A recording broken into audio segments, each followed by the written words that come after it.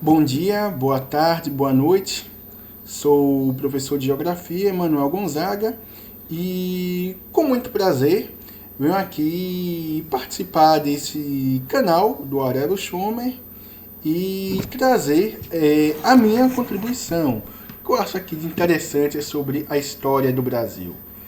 O Brasil é um país muito complexo e com muitas diferenças de realidades sociais. E uma das mais marcantes e das mais interessantes, no meu entender, é essa diferenciação entre a dita classe intelectual, a dita classe militante e o povão, não é? Ou digamos assim, o povo das massas. E sempre foi assim. Se você pega aqui a universidade brasileira que mais influenciou as demais universidades do Brasil foi a USP. A própria USP, logo no começo da sua fundação, logo na primeira metade do século passado, boa parte dos cursos, não é, das aulas desses cursos, eram inclusive em língua francesa, sendo a maior parte do seu alunado, até os dias de hoje, diga-se de passagem, pessoas de classe média para cima. Enquanto o Brasil, onde a maior parte da sua população é pobre, acaba sendo excluída. É até interessante que essa mesma população que fala tantas desigualdades, não é? Quem aqui é de geografia, não é? Já pegou algum livro de geografia, já deve ter visto algum livro que tem um condomínio lá em São Paulo e bem ao lado do condomínio de luxo tinha uma favela, sendo que os que mais falam sobre essa questão dentro do mundo intelectual são as pessoas que estão justamente, por assim dizer, simbolicamente nesse condomínio de luxo, enquanto ensina a pessoa que mora na favela o que é morar na favela, por assim se dizer. Porque isso é até interessante, porque existe o lugar de, sempre existiu o lugar de fala para tudo na nossa academia, não é? Principalmente nesses últimos anos. Você tem um lugar de fala para homossexual, você tem um lugar de fala para negro, você tem um lugar de fala para mulheres, você e para outros grupos historicamente, digamos assim, marginalizados. Só que não existe um lugar de fala para pobre. O pobre, ele não sabe o que é pobreza, o pobre não sabe o que faz e que para isso precisa de um intelectual iluminado para ensinar ao pobre o que é sentir a pobreza, por assim se dizer. E essa mesma classe intelectual sempre teve essa questão de absorver tendências no exterior, criar essa bolha de comportamentos, não é, provenientes do exterior e que são completamente diferentes com a realidade do povão. E é uma verdadeira bolha. A realidade está concreta também, não é? E quando o povão acaba não assumindo determinados comportamentos nessas rodas de conversas, não é? Ainda que indiretamente o povo é chamado de burro, é chamado de ignorante, de preconceituoso, e as questões concretas do povo que está relacionado a essa não adesão sempre foram tidas como qualquer coisa, sabe? É porque o povo é ignorante e acabou. Essas mesmas pessoas que dizem estar sempre dependendo do povo. Eu pego aqui a questão do marxismo, por exemplo.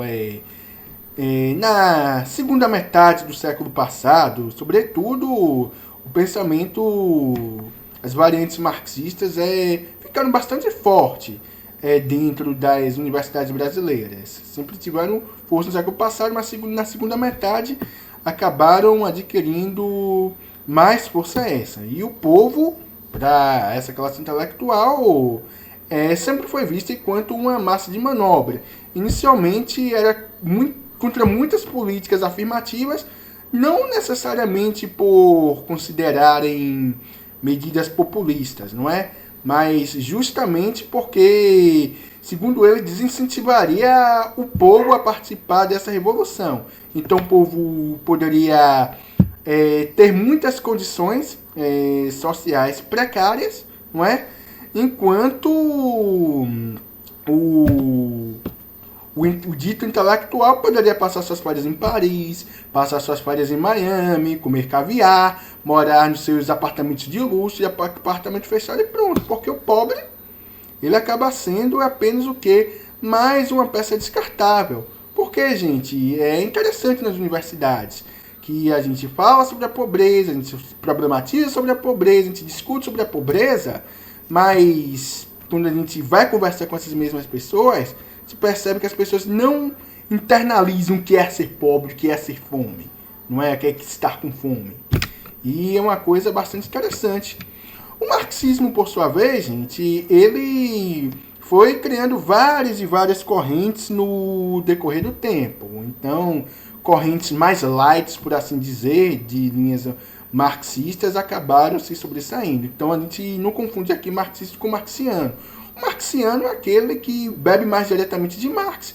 E existem outras correntes marxistas que não necessariamente vai pegar Marx a forceps. Mas ainda assim, sempre tido como suas defesas são intelectuais que acham que tem que tutelar o povo, que sabe o que é que o povo está passando mais do que o próprio povo. E admito que logo que eu entrei na universidade, mesmo sendo pobre, acabei engolindo determinadas coisas, não é? Tudo bem, o marxismo continua com força até hoje, só que o que foi que acabou acontecendo diante desse distanciamento da classe intelectual com o povão? Depois dessa onda marxista, sobretudo na segunda metade do século passado, outras questões acabaram sendo incorporadas tanto pela universidade quanto pela mídia, que é a questão da indústria do ecologicamente correto. Por que eu falo aqui tanto de academia pela mídia? Porque as pessoas, não é? O que elas falam na mídia, sobre tanto o pessoal de marketing, o pessoal de publicidade e propaganda, o pessoal de jornalismo, o pessoal de seja lá o que for, antes de divulgarem determinadas ideias, elas tiveram que estudar, que aprender determinados padrões dentro da própria universidade. Então, é complicado você querer diferenciar a universidade do Marx, porque as próprias pessoas que dizem estar representando o pensamento crítico contra o capital acabam apoiando ideias que são justamente patrocinadas por multibilionários, que quem mais ganharia são justamente os multibilionários, não é? Então, diante dessa indústria do ecologicamente correto, acabou correndo por muito ponto. E teve gente que misturou, inclusive, marxismo com ambientalismo. Tem gente que tem essa perspectiva até hoje, muita gente, diga-se de passagem, mas acabou apenas abraçando mais uma onda que se foi tendo. Lembrando que quando eu estou falando aqui de onda, não precisa uma acabar para vir outra. São processos que podem ser contemporâneos entre si, sendo que ou podem as duas andarem juntas por muito tempo, ou que as duas podem existir, porém, sendo que a que veio antes, aos poucos, for perdendo força, para posteriormente essas ondas continuarem indo, não é?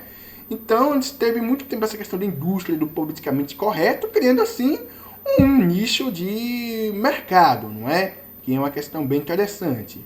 E bancar o bom samaritano sempre foi o ego das pessoas, né? Bom para o nosso ego. O que é que a gente pode, então, vir a falar também? Então, a indústria do ecologicamente correto ainda existe, porém, em termos de academia, em termos de mídia, a gente percebe que acabou surgindo uma outra indústria, não é? A tal da indústria da diversidade, ao qual a própria academia ela acaba abraçando, dizendo que vai combater o grande capital, só que apoiam de uma maneira que estão completamente convergentes com as tendências de mercado, não é? Pessoas que não necessariamente são de esquerda também. Bancar um intelectual não é exclusividade de um determinado nicho, não é? Um determinado nicho ideológico. A gente vê muito liberal, por assim se dizer. Mas o que é que eu acho bastante interessante? Que nessa indústria da diversidade os mesmos discursos que são contra os Estados Unidos, né, que são anti-americanistas, que são contra Hollywood, que são contra etc., acabam ajudando esse mesmo Hollywood, acaba ajudando as mesmas grandes empresas. Se você pegar a questão do seguinte, da distorção que fizeram no lugar de fala. Lugar de fala, gente, é você ter o direito, esse direito que você tem de falar sobre a sua própria realidade ser ouvido. Não é você calar os outros que estão tendo, não é? Porque essa questão do lugar de fala se vende como essa distorção, por assim se dizer, do lugar de fala, se vende como estar falando pelo povo, só que é exatamente o contrário. Por exemplo, se eu falo aqui de uma questão negra, por exemplo, o branco não pode discordar, sendo que grande parte do nosso povo é reconhecida socialmente enquanto branco. Mas se um negro, ele vai lá e discorda, ele é vendido, ele é capitão do mato, ele é colonizado, etc. Ou seja, o povo acaba sendo excluído dessas mesmas categorias, desse mesmo onda acadêmica, desse próprio nicho de mercado que sempre foi separado do universo dos intelectuais e do universo do povo, por assim se dizer. Porque o povo, gente, o povo é branco, o povo é negro, o povo é amarelo, o povo é indígena, o povo é cigano. Então, se você já exclui grande parte de um ponto determinado do debate, o povo não vai querer participar. E se o negro, que também é uma boa parte, não é? Inclusive diz que eles dizem representar, não pode discordar também, ele também vai acabar perdendo interesse. Então, acaba sendo uma questão bastante de boa, né, que só contribui com esse afastamento da classe intelectual com o dito povão. Eu acho bem interessante também, quando você vai ver determinados filmes, determinadas séries, determinados desenhos animados envolvendo o negro. É muito mais fácil para o grande capital ao qual eles dizem combater, pegar um personagem já renomado, não é? E mudar as características físicas dele, seja para transformar em negro, seja para transformar em mulheres, mesmo que o povo já esteja acostumado com determinadas questões, do que pegar uma história, não é, negra original, como fizeram muito bem com o Super Choque, como fizeram muito bem com Miles Morales. É uma incógnita do que é que vai acabar acontecendo. Não é isso, saíram muito bem, mas uma questão arriscada. E mais arriscado ainda é se você fizesse alguma história envolvendo negros, de algum império pré-colonial, como foi o caso da Etiópia, como foi o caso dos impérios que estiveram no norte da África subsaariana também, dessa questão islâmica. Então, você tem esse distanciamento. Não importa que você esteja se distanciando do povo, ou que esteja se distanciando de uma realidade geográfica, histórica e do imaginário que está no povo, não é? O que importa é fazer de conta que está incluindo o povo, o que importa é fazer de conta que está fazendo essa diversidade. Porque da mesma forma que antes estavam querendo fazer de conta que queriam essa revolução para o povo, sendo que o povo sempre foi bucha de canhão e nessas revoluções, fazendo de conta que se preocupavam de fato com o meio ambiente, agora estão preocupados fingindo que estão preocupados, melhor dizendo, que estão com essa questão de diversidade. Ao mesmo tempo, né, que falam de diversidade, mas os valores do povo também, eles acabam ressarçando. O povo brasileiro está cada vez mais evangélico, porém, o evangélico, a maneira como é mostrado na mídia, como é mostrado em determinados canais mais seculares, é visto de uma maneira extremamente negativa, justamente porque é um público que tem uma resistência muito maior a absorver determinadas questões que eles evocam, não é? Então é isso que a gente pode dizer. Você pega o evangélico, por exemplo, quanto ele apoiava o Lula, falava um pouco menos do estereotipação do evangélico. Quando o evangélico acabou apoiando outro candidato, acabou tornando o público mais odiado. Sem contar que o evangélico também é um público mais resistente a comprar determinados produtos da indústria da diversidade também. Existem críticas ao meio evangélico, que eu concordo, que são muitas, diga-se de passagem, aqui no Brasil. Mas a gente também não pode ser inocente em achar que muitas dessas críticas, elas acabam sendo bem intencionadas. E a história, gente, não acaba, a história é um processo. E como estou dizendo aqui, essa questão de uma forçação de uma diversidade que não existe, não é? Uma diversidade elitista, criada pela elite, mas que para o povo, não é? Inclusive, que fazem parte dessas minorias que dizem representar não fazem sentido, é um processo, é uma onda que daqui a alguns anos pode acabar se enfraquecendo, como acontece com o marxismo, como acontece com a indústria do politicamente correto, pode acabar ganhando novas configurações ou podem ser substituídas por alguma outra onda que vem ganhar força, que tem esse ar de novidade, que tem esse ar de revolução intelectual, que acabe também ganhando outros nichos de mercado também, e essa mídia, o marketing, os intelectuais também, muito provavelmente, vão estar surfando nessas novas ondas que estão vindo. Então, a história do intelectual brasileiro, ele não acabou, não é? A história é sempre um processo e que vai sempre estar continuando. E espero estar vivo por muitos anos para acompanhar como é que essas reconfigurações vão poder acontecer. Então, é muito interessante quando se faz esse apanhado, não é? Do século passado, dessa diferença do povo intelectual que teve na nossa história do Brasil e do que faz parte da nossa história recente, não é?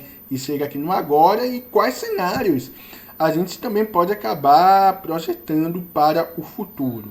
Enfim, mais uma vez aqui digo que foi um grande prazer participar desse canal e até a próxima oportunidade.